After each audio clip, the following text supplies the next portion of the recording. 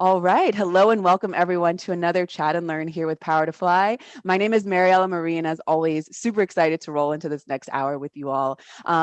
There are folks calling from all over. I'm going to give you all a shout out in just a few moments. But if you're just joining us, hello and welcome. Feel free to turn your cameras on. I'm going to give the official invitation in just a few moments when I go over the housekeeping rules. But if you feel confident already, go ahead and turn your cameras on. We believe in visibility.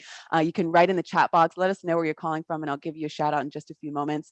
You all are going to see that the hour is going to fly by super quickly. So before we get started, I just want to go over some quick housekeeping rules so that everyone feels comfortable and confident in this next hour. Of course, feels like the world is upside down, topsy-turvy, the world's on fire. You could be doing anything else to remedy that, but you're here with us for the hour. So I see you, I appreciate you. With that said, participation is key. Please use this time to your benefit. Write in the chat box whenever you have something you want to share, whether it be a dream that you had last night or, an anecdote or some tips and tricks that have been working for you. I can't stress enough, I'm going to sound like a broken record throughout this hour. I want to hear from you. So write in the chat box. Feel free to turn your cameras on if you haven't showered. I personally haven't showered today and I got my camera on, so you could do it too. If your house is a mess, don't worry. If you got cats and dogs and kids running, put your virtual backdrops on if you want or not. Bring your humanity to this next hour. We'd love to see your beautiful faces. We believe in visibility here at Power to Fly. So I said this offline as well. They used to say the revolution won't be televised, but maybe it will be these days since we're doing a lot of things virtually. So turn your cameras on if you feel called to do so. If you do hop off mute at any point, you will be featured in our live recording as this is being recorded. So this is also a good time to say, I know we live in a world where everyone is multitasking, but I invite you to be present with us so that you can voice your opinion and your reflections and your questions, and then you can rewatch the video later on Power to Fly, and then you can take notes vigorously there and multitask to your liking. If you have anything that you prefer to be kept anonymous, any sensitive information, and you prefer to be held anonymous, you can find me in the chat box under Mariella Marie. You can write to me privately, and I will keep you anonymous and flag your question or your reflection to our guest speaker. And then the last thing I'll say is we'd love for you to follow us on socials and subscribe to our YouTube channel so you can keep up with all the great chats we've got in store for you all. For those of you who have not joined a chat where I've moderated, just let me take a brief moment to introduce myself. I love speaking with beautiful minds throughout the week here at Power to Fly. I get to pick brains and, pass the mic to our live callers to see what you all think. So I really believe in, social impact and using, the digital space to be able to make our moves. I like to reflect on the greats of the past, Josephine Baker, James Baldwin, these people that didn't have technology at their fingertips and in their hands, and we do now. So, let's really be present and be mindful with the power that we have to share today. I would love for you all to support the project that I'm working on that is called the Positive Force Team. And you can subscribe to our newsletter so that you can keep up with all the great things I've got going on there. And without further ado, I'm going to pass the mic to Lauren. Lauren, let us know a little bit about yourself, how you came to learn about Power to Fly, and what you're excited to share with us today. And I should also say, Lauren has been with us before. I think it was in February. So because it was such a juicy conversation and we didn't get to answer all the questions, we've got her back, which is such an honor because I learned a lot with her. And Lauren, I'm going to pass the mic to you for you to introduce yourself. Yeah, thank you so much, Mariella. Your energy is a lot. Like, I love it. You're just sky high and so vibing. So I thank you for this warm welcome. Thank you everybody for being here. I love the smiles. I love the videos and I love the comments. So please keep them coming. This hour is for you. So I will share who I am, but I want to remind you, if you're listening to this right now live, add whatever I can do, your questions, your comments, your feedback, so that I can serve you best. So my name is Lauren Baptiste. I am an international speaker. I am a well-being consultant within organizations, but today I am a wellness coach. So I'm here to help you break through the effects of stress so that you can thrive. That's been my mission for the past few years, and it's been more important than ever in the past year, to say the least. Especially dealing with COVID, stress and burnout have shifted. It looks different than what it might have been of traveling across the country for meetings or eating out of to-go takeout bins. And now we're just having to find time to make meals, every single meal, 3 times a day, 7 days a week. It adds up and it creates stress.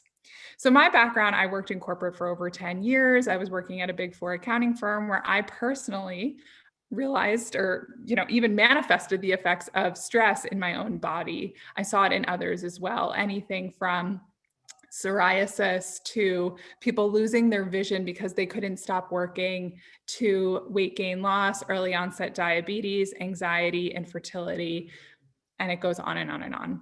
And so beyond those symptomatic things, there is stress at the core. And so for me, I just have always realized that once it happened to me, I realized it was stress at the core, and I wanted to help others work through that. So how did I do that? I became a practitioner of Ayurveda.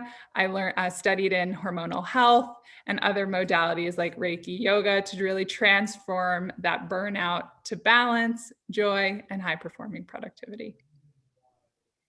Yes, I love that. I love your introduction. And I'm so excited for you to tackle some of these questions that we didn't get a chance to answer on the last, or you didn't get a chance to answer, and we didn't get a chance to reflect on the last chat. And I know we've got some more questions as well that we're going to try to hit on. So just if you could take us away with just some principal themes that you plan to cover for this next hour, and then maybe catch us up on some of the things that you were talking about on our last chat. Yeah, absolutely. So I want to spend some time to reflect on our stress in our body, what it looks like, how to notice it, and what's happening when we're dealing with it. I think we need to start there in order to move forward, because before we can help others, we need to, like the airlines say, it's been a long time, but we need to put our own oxygen masks on first. So I want to take some time to go back into that. And then I want to start to shift into this idea of stress at work, what that's like, the effects of it, and then maybe even how to help others or noticing it in others, because we might be dealing with it, but there's a good chance if you're dealing with it, your coworker may be as well. And then just some de-stress strategies that are simple, but we need to implement them. And the idea is, if we can take these simple things, can we start to shift and make it easy to apply in our life? And that's my goal, to help everyone here do that. I know that you all have jobs, you're all working hard, you're all busy. And so here, if I can just give you a couple things and show you some techniques, then I feel that I've done my service for today for sure.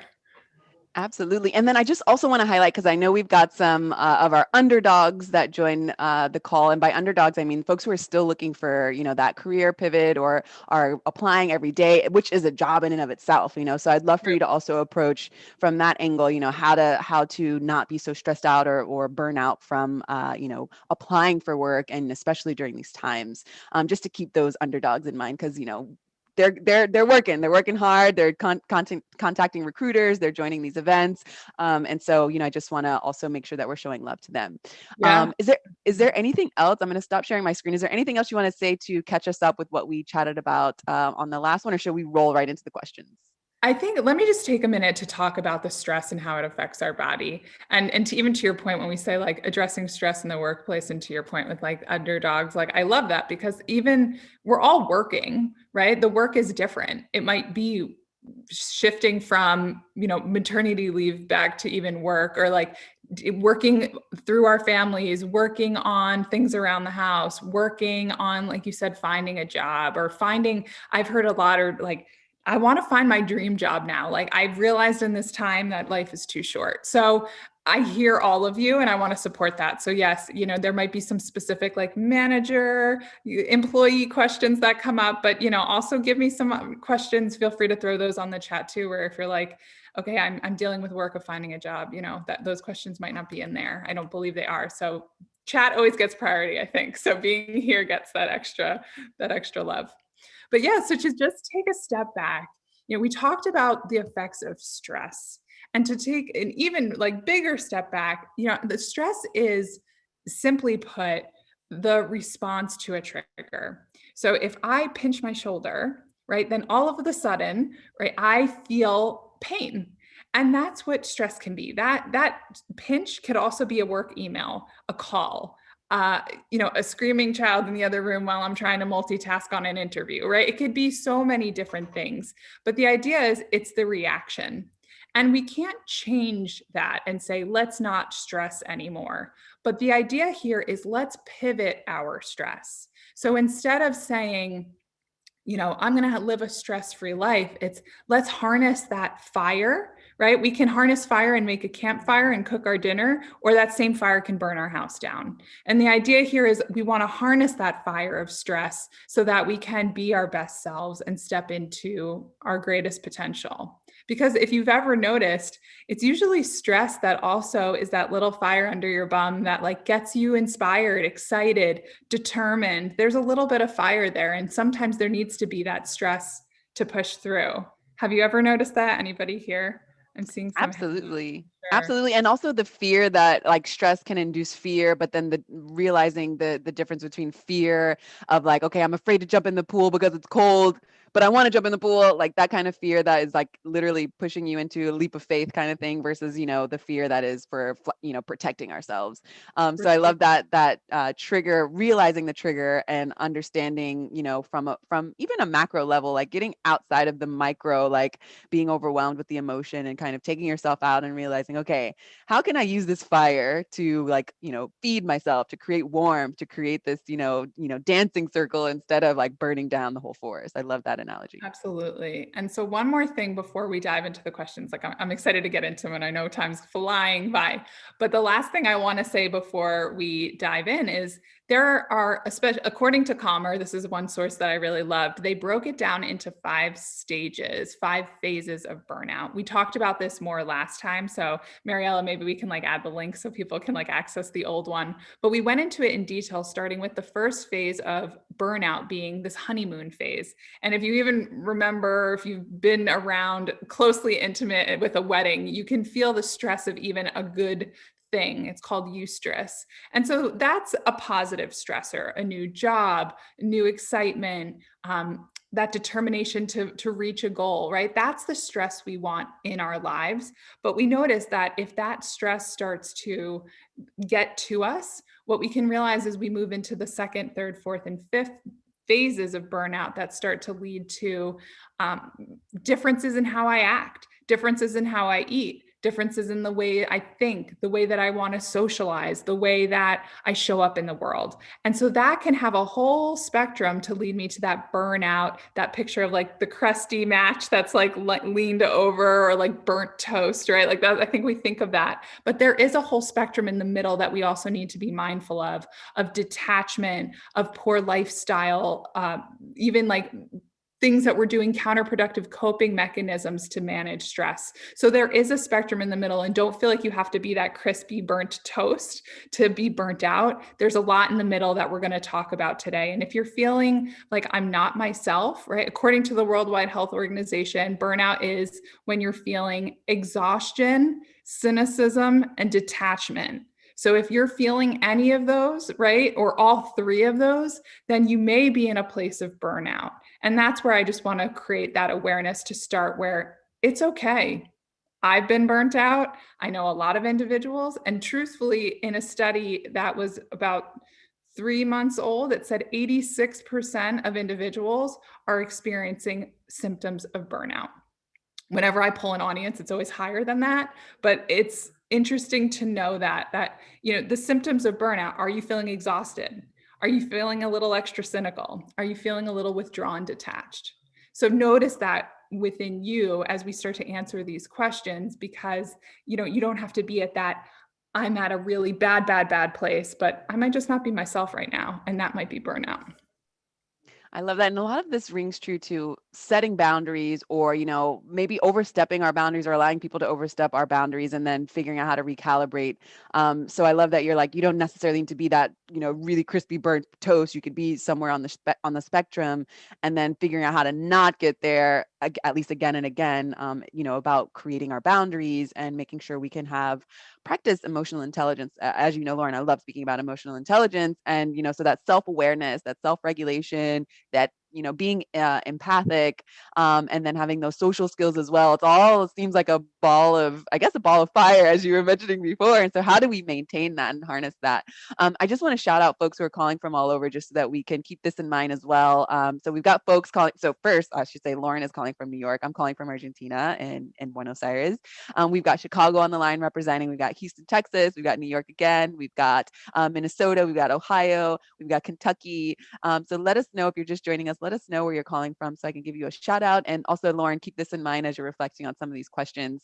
Again, if you hear your question come up, please feel free to chime in. Even if this isn't your question and you want to chime in, I want to hear from you. And I know Lauren does as well. So let's start with this first question that was submitted offline. Burnout looks different to everyone. Are there common signs to help recognize it in yourself? This is I have like a good answer and a bad answer, and really, it depends. And I hate that answer because it's just like, ugh, like I just want something that's crystal clear. But the truth is, stress affects us all differently. What I would say is when we're noticing it in ourselves, yeah, and what I can do is if anybody wants to either throw their LinkedIn or, their information in the chat, I can even send them the slide that I use normally to break through the 5 different phases. But you can notice how if you start to pull away from behaviors that were you, that is a good sign of that burnout. If you notice you're not sleeping as well, if you notice that your energy is not as high as it used to be, you don't really want to hang out with your friends right now, and not just because of COVID, but generally just because you feel pulled back. There's so many little things that you can say, but I will say here that burnout or stress, overwhelm, whatever you want to call it, can also be a silent killer. Even if you were sitting next to your colleague, they might act like they're fine and it's all being internalized. I don't know if you could ever say that, right? Have you ever internalized a nasty email or just the way you felt walking out of a meeting? A lot of times, yes. And so the idea here is it's easier to notice it in ourselves when we say, is that me? Or is that just a symptom of me not being myself right now? And I'd say that's probably the best place to start, but just be mindful in others that it won't look the same. It might not look the same as your own version of what that would be. I love that because it also it challenges you to take a pause and also to respect yourself, right? So just because someone is reacting some way doesn't mean that this is the one way that you can react on stress or whatever. Because there's so many different things. Our backgrounds, our neighborhoods, our aspirations, how we define success. All of these things add up to how we internalize, and then how we either react immediately or we pause and reflect and see how do I not let this email just rock my boat right now? Like, I just ate or I haven't eaten, and then that probably adds either, you get hangry depending on that. So I love that you're saying, it's not an easy answer, but to look within yourself and to be respectful and mindful of that. Let's move on to this next question here. If you have identified burnout, how do you maintain without jeopardizing your job and having colleagues talk bad about your lack of performance? This can be challenging because usually by the time we recognize that we're burnt out, we've already left a track of like burn behind us, right? So what we notice when I start to connect with clients for the first time, or when I step into an organization and those kind of raise their hand and they're saying like, I'm burnt out, usually it's already at the point where there's no routine, boundaries are lacking, even productivity is low. Quality is lower than it used to be. Forgetfulness is at an all-time high. You just notice these little things that you're like, oh, I just must be getting older, And it's like, no, it like that. We haven't lost it all by the age of like 40. What might have happened is we might just be experiencing this stress having an effect on us over time. So to that point, if you've identified it, the best thing you could do is start to take control of it. And that's where, whether you're reaching out for support, mentorship, coaching, some type of help, but to help you get back into that place. It might not be immediate. It takes time to undo some of the life unraveling that's occurred over a year, a decade, right? These can be patterns that happened over a long period of time, but trust that you can do little things to get yourself back, which we'll definitely spend time on before we disconnect today, so that you have a couple of tools to feel good about. Absolutely. And I'm dropping the link right now in the chat for the previous chat that Lauren was responding and diving even deeper to this presentation that she said she had with, how to visualize. I loved it as well, like how to identify where you are on the spectrum of burnout. So I definitely recommend folks click on that link and rewatch that whenever you get a chance to do so. Okay. So also, Lauren, how within this question, I feel like, there is a weight on how that person is being viewed.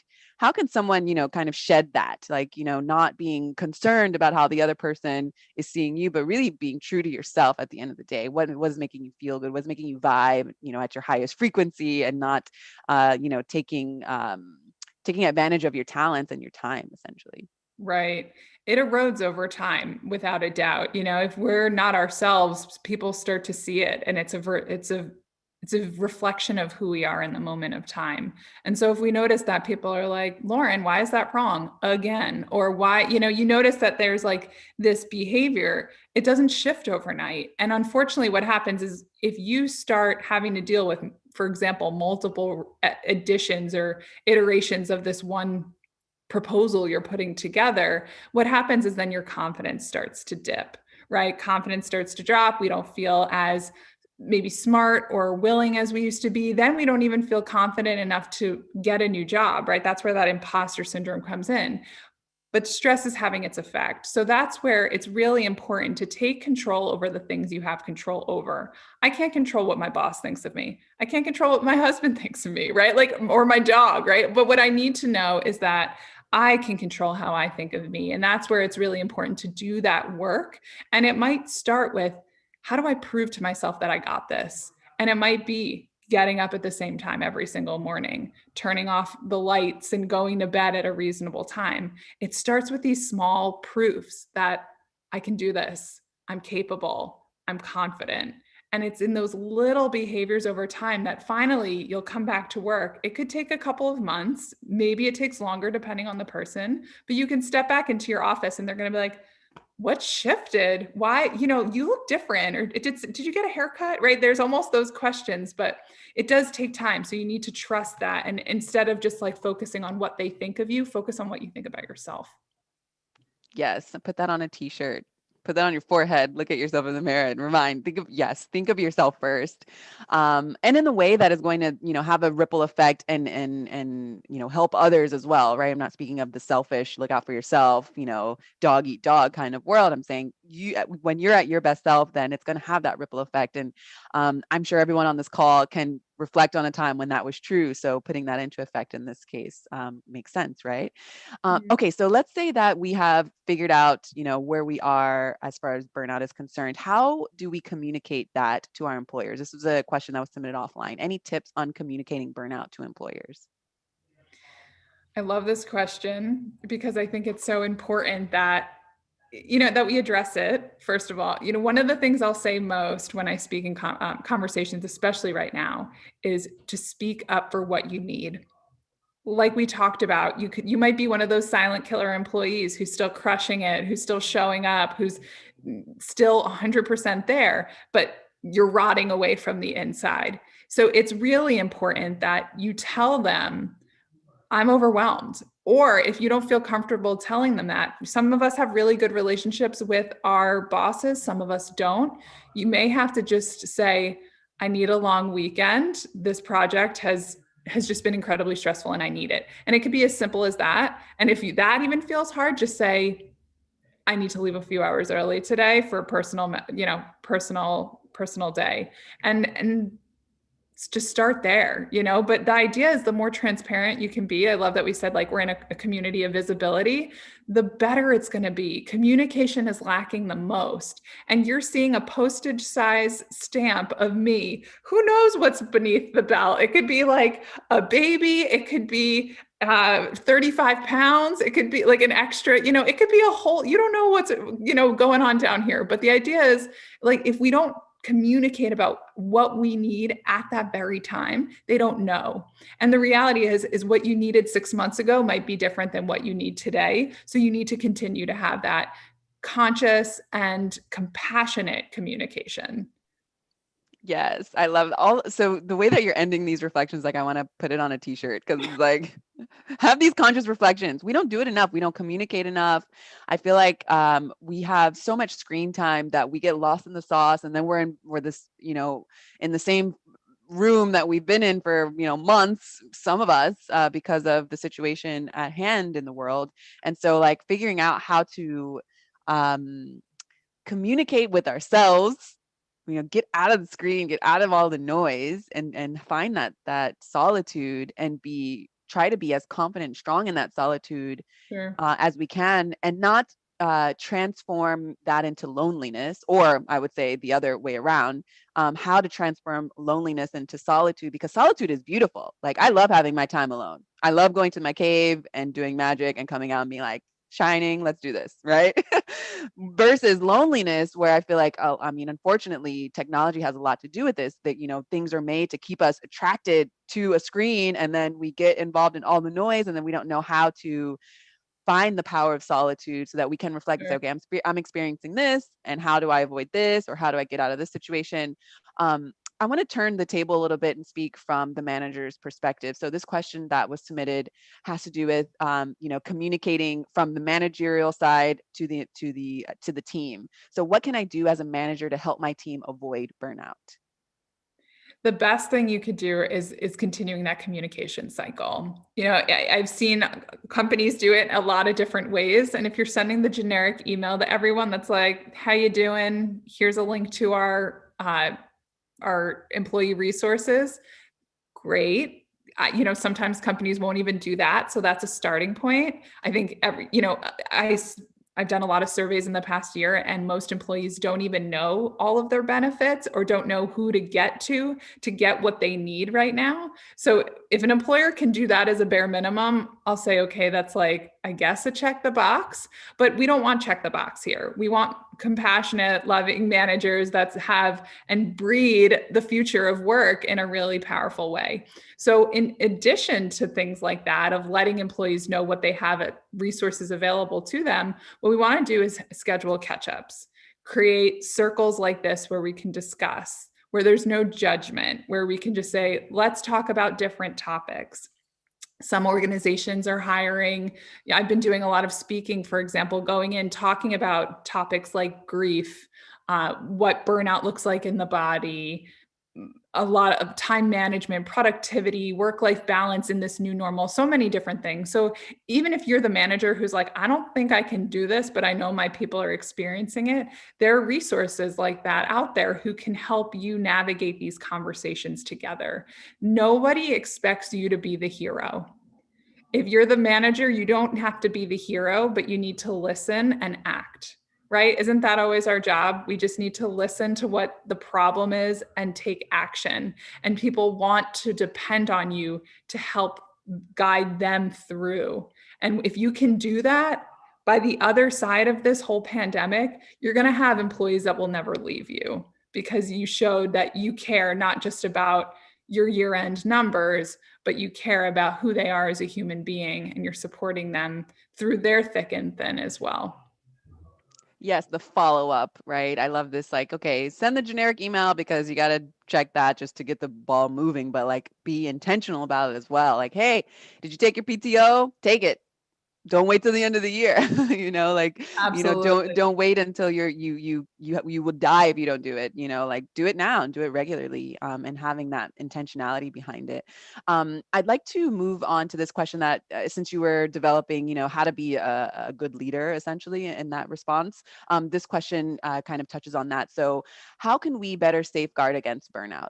Are there guidelines or frameworks that can help us more easily prioritize and focus the overwhelming amount of requests and distractions that get thrown at us as leaders?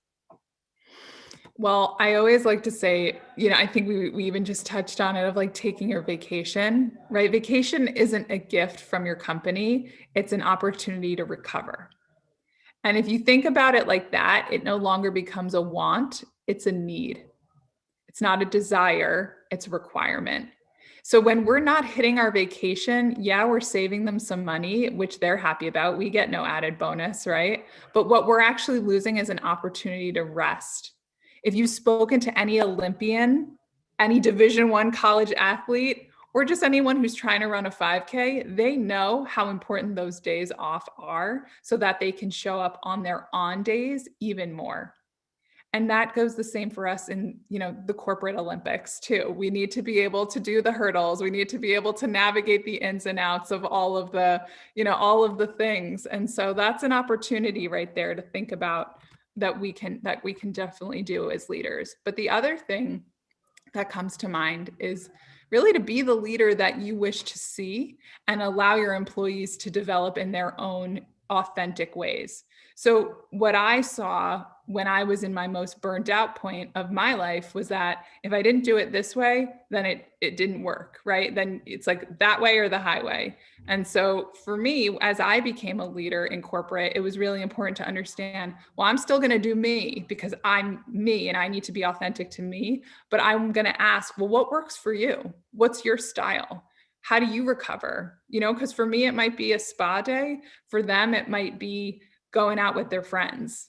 And that might not be restful to me, but I need to understand their needs and make sure that we can all continue in that fluid motion forward together. Since we're talking about, I love that you're saying, to look at vacation time as a necessity, and as, having that time of rest so that you can bring your fullest self to the table. I mean, we're living in different times. I can't say that our parents and grandparents would see vacation time like that, or even maybe even have vacation time. So it's nice to be able to be participating in how we're changing the terrain, the workforce, the way that we work in the world, and especially as women and people of color, adding more of our voices to the scene. I think it's really up to us to actually demand that in a nice way, of course, but to say, this is what I need in order for me to rock it. I need this, and maybe changing some of the language about it. Like, vacation is not, it's a gift, but it's also a necessity, as you were saying, and realizing that in order for this partnership to work, I love seeing work as a partnership as well. I mean, I've learned this over time with speaking with brilliant minds throughout the week at Power to Fly. It's like, I'm working with you. Right. I'm an employee, but we're working together. And so, if you need me to bring my best self, I need this to happen. And I hope that you do the same thing too, so that we can all be balanced. For sure. I want to touch on a little bit more about taking time off. So this question that was submitted offline reads, is non-transferable time off each quarter or 6 months a better way to encourage employees to take time off more regularly? Recently, we've been encouraging people to take time off each quarter and discussing burnout. Some employees have been known to save it until the end of the year, but they burn out before they get time off. It's this idea of, should I sleep every night or should I hibernate like a bear? And I'm not a bear. So for me, like and that's where everybody's vacation policy is different. And that's the flexibility of using your vacation as it works. But I hear this a lot. I've experienced this in corporate where it's like, well, I want to go back to, for example, like my home country for a month and spend a month with my family. And there's so much respect for that. I get why people do that and why they want to spend they will come to work sick during the year. They will forego their vacation just so they can get that gap of time. But for me, that isn't really true partnership, right? When we're talking about work partnership, coming to the office half sick doesn't serve anybody. I think in this COVID world, I don't think anyone's going to come to the office sick anymore, hopefully.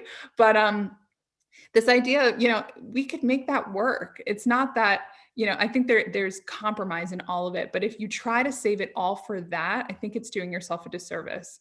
Some people want the first Friday every month off, and then, okay, those are their 12 days, their 12 PTO days, or however, and how they use it is their own. But what I do find, according to some studies, even, they say in order to feel vacation, we need at least a minimum of 4 consecutive days off to start to feel the effects of the stress relief. One day usually doesn't do it. And I think all of us can know why, because there's either like laundry piling up or something, people still call you anyway. Like, it's almost enough time for people to stop calling you. That's kind of my rule of thumb. And it usually takes a couple of days. A week has an even stronger effect. But after that week, that's pretty much like your cup should refill by that point. And if it's not, then it's something to think about. So if you are saving your vacation to go home, maybe you can remove a week and send it halfway in the year, take a break in the summer. Maybe you can find some ways to work around your schedule. If I were the boss, I would say, work from home during our office hours. That first week you're with your family, and then you can take your 3 weeks off after that, or however that works, so that there's compromise, that they can still spend nights, weekends, lunchtime with their family, but then they're still working and recovering properly. Yes, I love this rest and recovery bit that you're highlighting because it's true. If we're, and I love that you're giving the analogy of, okay, if we were running a marathon, or if we were in the Olympics, or if we were, training ourselves so that we can try to, do our best whenever that physical sport or activity is at hand. To look at it, from this perspective as well. We're using our mind, we're using our mental capacity, our energy. We're either sitting for long hours or not, depending on how we're managing our the way that we work. I have friends now who are like, getting carpal tunnel, or they're having to figure out how to change their working situation because they can't just be sitting for 8 hours. So like participating in how are you going to be your best on this marathon, right? Mhm. Because it is a marathon. um, and especially because we're tackling all these big isms in the world and in the workplace, sexism, racism, ageism, all these things. It's a marathon. We cannot have a button that just fixes it all. We have to try to be our best selves and be emotionally intelligent in the process so that we can work this marathon to everyone's benefit. So I love the analogy of like, what an athlete really respects this time off and this resting period so that they don't hurt themselves and get burnt out. So I want to talk a little bit about advocacy and, finding folks either within the company that you're working with or outside of your organization to tackle this question here that was submitted offline. So any tips for how to connect on stress with others or find trusted colleagues to develop a support network for current stress remotely? Stress is so intimate, and it's hard to be so vulnerable if we don't already have those relationships. Think about even that idea. I think there was a question that we spoke about of like, how do I tell my boss? For some people, that is like the scariest conversation because there's always that fear of, are they going to see me as less? Will they not give me that big project as it comes in? Um, will I truly be supported, or am I just going to be seen as like weak? And there's a reality to that, like, unfortunately, in the world that we live in, that there's some truth of, depending on the environment that we work in, we all aspire to be in those conscious collaborative workspaces, but not every environment is like that. So we have to be that change that we hope for. But when we're experiencing stress in that regard, a lot of things that I've noticed are like a community like this, Power to Fly, where there are values, where there's transparency, but there's also safety. And so when I join webinars, group programs, other types of areas that help me, then I can feel more comfortable in a space where then I'm not being judged. So that's why I love this Power to Fly community, because we don't all work together, right? We're here because we share common values of how we can inspire and be with one another and leverage one another's experience for everyone's improvement in a positive way. So, I mean, I hope that's helpful. Of course, there are some companies that are doing some really forward thinking things like, a coffee with purpose where you can connect and talk about these hard things together as a group. But I know that's more rare than the commonplace. So we just need to make sure that if we're feeling this, just like a mother who had a newborn baby is looking for, others who are experiencing it, or others who, in different areas of our life, this is also a period of our life where it would really behoove us to find support so that we can find empowerment as opposed to slipping downward, because it can go into a darker place from here if not addressed. Absolutely. And I would just love for you to speak a little bit more about the advocacy part of it. So if you see that someone, is burying this inside and they're afraid to speak with their manager, but you see that, the quality of their life, you can see that it's not the same as it was maybe, a couple months ago or last year. How can you advocate for that person to, maybe speak up for themselves, or maybe just to have more courage to say something to just break the ice so that they can find more peace and not be afraid? Do you have any tips for that person that sees the person experiencing burnout? Sure. I think the level of where everybody plays into that scenario is important because the answers will differ. But assuming that you're either a peer or maybe a little a few years ahead of that person who's suffering, and again, that could flip anyway. But what could be nice is, first you ask them, how can I help you? Can I help you navigate the conversation? But really just starting with, how are you? Even if they are viscerally different, but choose to say fine, there's only so much you can do, right? We can lead the horse to water, but we can't force burnout to go away, you know? So what we can do here is first check in with them. I even have friends that are going through burnout right now, and I will still just send messages with no expectation of response.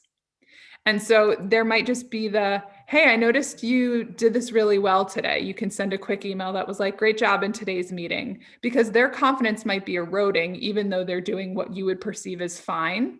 But it's how they're seeing the world in that moment of time. So you can advocate for them by cheerleading for them, or when you're in a meeting and you know that they're the person to go to for that, and they ask you instead, be like, I'm great at this, but Mariella, like, is the expert at this. So I would, Mariella, like, would you like to share? Otherwise, I'm happy to. And then almost give them that opportunity to say, no, I'm okay, you can answer. Or being like, thank you, and just noticing and encouraging in those small ways do actually make a difference. So I don't want to underestimate, like, it has to be a grandiose gesture of let's throw a party on this person's behalf, or call in a therapist, or run to HR and say, save this person. The best way you can do that is to help them cultivate that power, that confidence to do whatever they need to do to work it out. And I love this analogy of, putting yourself in the other person's shoes. I mean, that is the big part of emotional intelligence, is this empathy factor. And so if you were experiencing burnout, how would you like for someone to just throw you a lifeline, right? And test that out and see if it's too much or if it's too little. And, but at least I think the fact that you're thinking about it and that you have good intentions, I think that is super helpful. I've experienced that on both sides. When I was experiencing burnout, I felt just like, oh, thank you so much for thinking of me. I'm drowning in this, whatever, I don't know. So it's nice to have that lighthouse or these anchors that come when you're not expecting. But then on the other side, when I've seen folks experiencing burnout, just like, it takes 2 seconds to just be like, hey, like, sending you all the, good vibes, Good vibes. Good found vibes. this article, think it's going to help you, like, laugh a little. I don't know, just to figure out how to just lessen the heaviness, the weight. So I love that you're highlighting that as well. Yeah. And just one thing to like close the loop on that. So there's this golden rule I think we all learned as kids, which is like treat others as you want to be treated. But it's this idea of the platinum rule: treat others how they want to be treated. Taking it to that next level of like, it's great to think about like how burnout's going to help me. But if I know like I'm more extroverted than maybe the person sitting next to me, and they might not want that flashy like highlight in the middle of a meeting, or replying all being like, you're the best, Mariella, like that might be embarrassing and depleting for them when they're already in a tough spot. So treating the other how they would want to be treated. I love that. I love that. Thank you so much. The platinum effect. What did you call it? Platinum rule. Yes, I love that. That's great. Okay, so I'm going to combine these next two questions here. These have to do with either career changing or, looking for work. So this first question: how can I overcome the anxiety and stress of the thought of not getting a job? And then the other question is: I am burnt out and looking for a different career. How do I mourn the loss of one career while accepting new challenges at another? So you have these, someone who's looking and feeling burnt out from looking, the anxiety and the stress, and that can create burnout from job searching. And then the other person who is transitioning from, a career that congratulations to this person, they decided to leave, which takes a lot of courage already. But then, and I love the wording: how do I mourn the loss of one career while accepting new challenges at another? The one thing that comes to me is that you never hear a snake cry that it lost it's lost its shell or its cover of skin, or the butterfly that, can start to fly. You never hear that said, dang, I wish I was still a caterpillar. But in our life, I think we're very lucky to have opportunities where we can leave our job. We can, even if we were laid off, maybe, and it wasn't on our terms, but that we can find new employment, or that we even have a backing of unemployment to support many of us, especially through this time. And so it's a hard question because it's how we perceive it. Even this is not Akalo Wellness is not my first business, and I had to mourn my first one, and it was like letting go of something. But you have to keep in mind that when we let something go, it creates space for something newer and better to happen. So as you're thinking through this, like mourning the I got laid off, I didn't deserve it, or I left this job because this person was a you know what, or however, or just mourning of like, I never got that promotion that I deserved.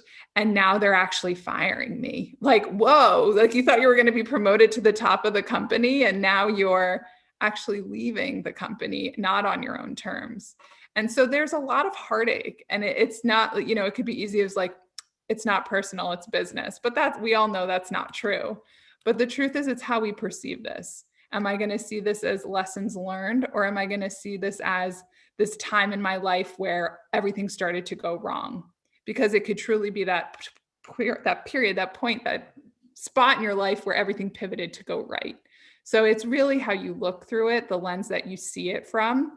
Rain can be a pain. It's the reason why we have like crops and groceries and food. So it's really just the perspective that hard times will come, whether it's in our career, whether it's through COVID, whether beyond it, we will all have hardships. It's just how we learn from them that really define us. And then can you speak to the anxiety and stress of job searching? I mean, and maybe more particularly in the remote work world or the hybrid work world, because I feel like since COVID, it's really, just shot up, like the expectation or the availability of, working from home.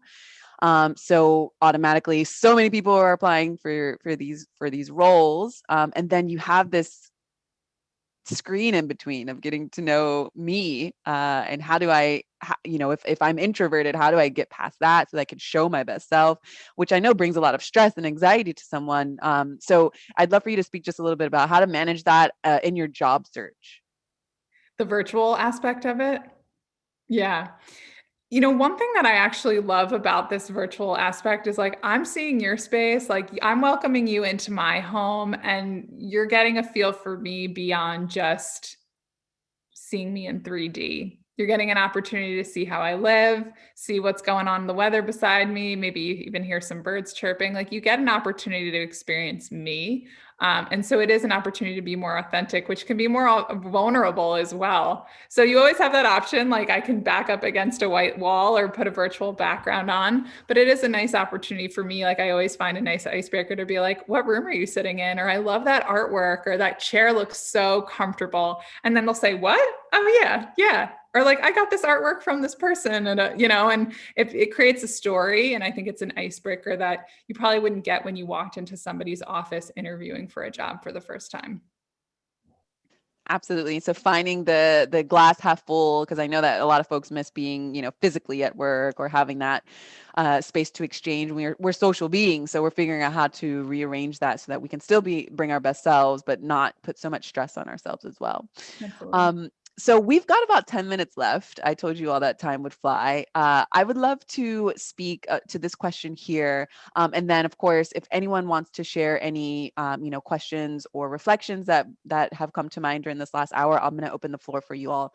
But Lauren, how do you move forward after burnout? This question was submitted offline. How do you move forward after burnout? Small baby steps, small baby steps. When I personally went through burnout, it took me a minute to even realize, like, is this burnout? Am I burnt out? Right. But once we get to that place of like, I know it, that's what it is or what it was, that's the opportunity to say, okay, I can grow from here. For me, I made the decision when it happened to me, this is my rock bottom. This will never happen again. And that's now my low boundary, because there were so many things, there was so much smoke, but I ignored the smoke, and I had to wait till there was true fire, that it was too late. And I've learned so much from that experience. And so if you're now figuring out, how do I move forward from here? You don't have to do it on your own. We're all empowered, powerful, strong, smart, type A, hardworking people likely who are sitting in this space right now. If you're there, if you're working, either if you feel like you're going to hit a burnout, or you just came through burnout and you're looking for what's next, know that you don't have to figure it out on your own. I did, and it took years. And instead, you could work with somebody and they can help you get through it in months. And it is taking small steps that serve your specific health and your well-being and your life, which is different from anyone else, even if it could be your twin or your partner or someone else in your next door neighbor, right? We all live very different worlds and lives, and we all need different things that serve us. Absolutely. And so we've got just a couple minutes left. I just want to hold for a light pause in case someone needs this opportunity to hop off mute. If you haven't already, now's your time to shine. I'm just going to hold for a light pause to see if someone wants to hop off mute and voice their question or reflection.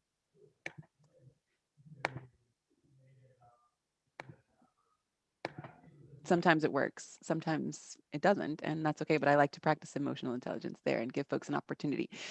So we've got about 8 minutes left. Let's try to hit on a couple more questions, and then you can take us out with some food for thought.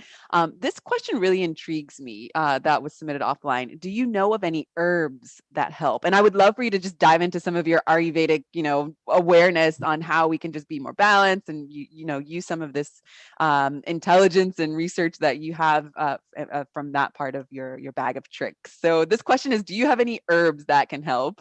But I would love for you to dive in deeper as well. Do you have any, Ayurvedic tips and tricks that will help? Sure.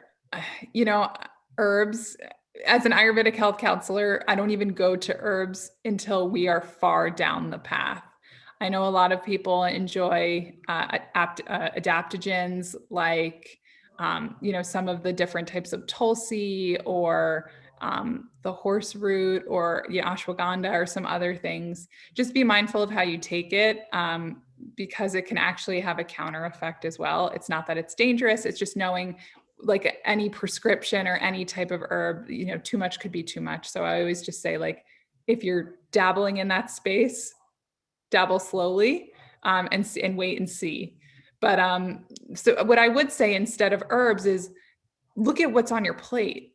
Look at what you're eating. Notice if the food is really heavy, dense. It might create moods that are heavy and dense. And if it's too light and you're already anxious and feeling stress and overwhelm, eating just a raw salad in cold winter months might not be serving you either. So it's really starting to understand, how can I use what's on my plate to serve not just my digestion, but knowing that it serves my mental state, my awareness, and how I show up for others.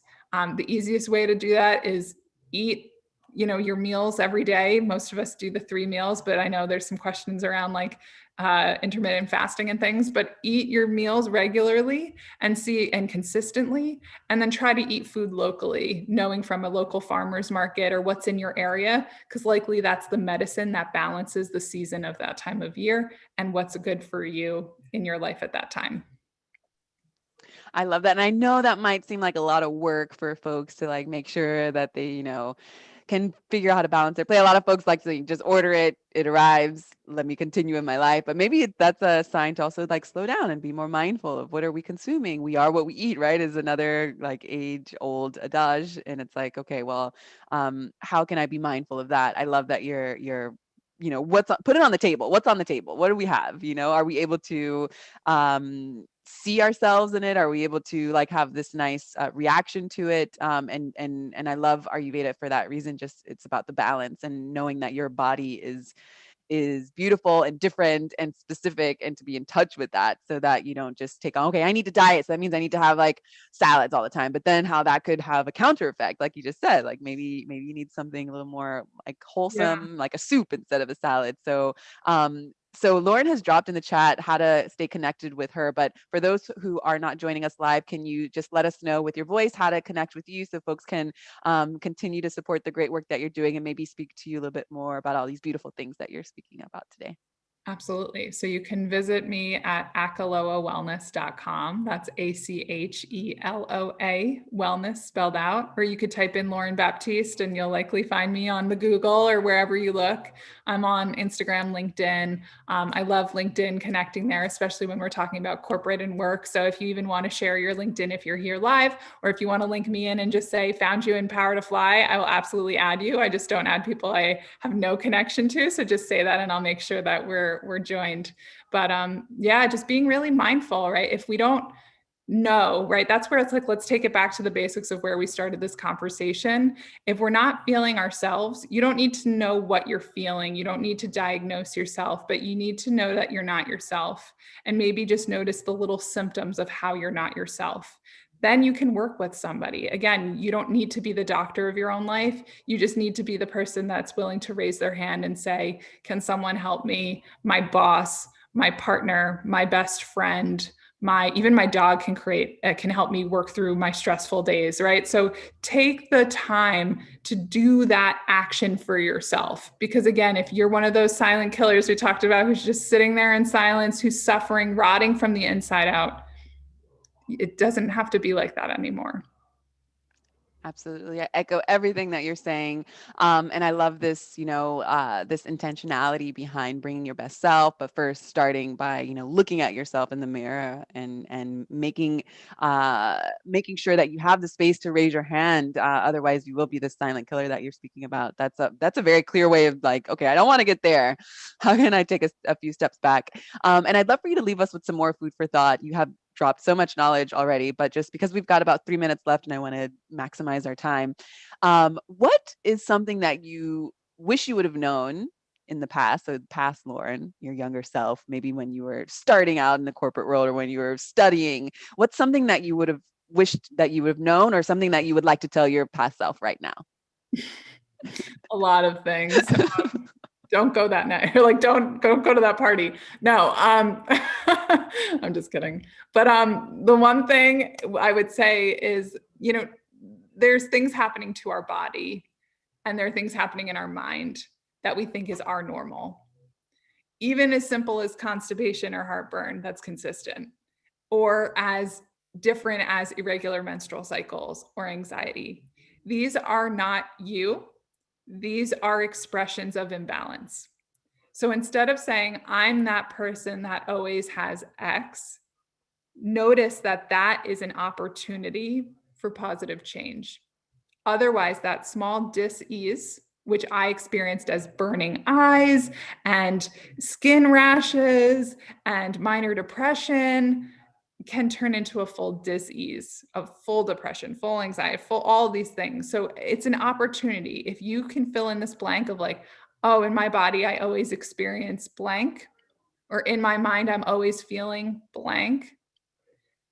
It's an opportunity to say, that's not my story. That's just a symptom.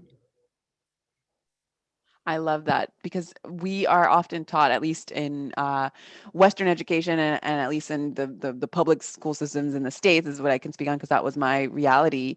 We're not really taught to practice this reflective personal check-in, right? It's like, what is the standard of success according to, who has the highest grades, who has the top skill set, then they're getting hired all the time, and then we use that as a measure. I love that your food for thought in this response is to check in with yourself, and to realize that we're changing all the time, and that we are, that there's a deeper essence within us that is, that we can dive into, instead of just saying, this is who I am. This is my experience. I have heartburn. I have, these blotches on my face. I have all these things. It's like, well, let me reflect on that, why, and question and reflect. So thank you so much for calling us to reflect, and to be, advocates for folks who we're working with or who we see on the other side struggling. I really appreciate your tips and tricks. And I encourage everyone to connect with Lauren on LinkedIn and all the ways that she says she prefers to connect. Lauren, thank you so much. It's been a pleasure to speak with you again for the second time. Thank you everyone for joining us in this past hour. This has been great. I see folks are writing in the chat box thanking you as well, Lauren. So we hope to see you on the next Chat and Learn. And I put the link to the previous chat that Lauren had. So, if you want to just rock it out and share this with folks who, who are probably experiencing burnout, or, rewatch these for yourself so that you can take notes and all that jazz. I encourage everyone to, be true to themselves, to try to be as balanced as you can, and to use these digital communities for support. So Lauren, again, thank you so much. Thank you everyone for joining us, and we'll see you on the next Chat and Learn. Thank you so much, Mariella. Yeah, Thank you, everybody, for joining.